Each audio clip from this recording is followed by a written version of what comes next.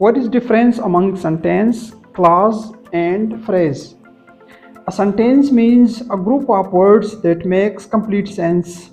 It always begins with a capital letter and ends with a full stop. It always contains a finite verb. A sentence may be statement, question, exclamation, or command. Phrase. Phrase is a group of words that works together in a sentence but does not contain a subject or a verb.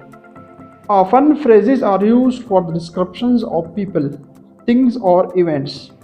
For example, filled with joy. Clause. Clause is a group of words that contains a subject and a verb.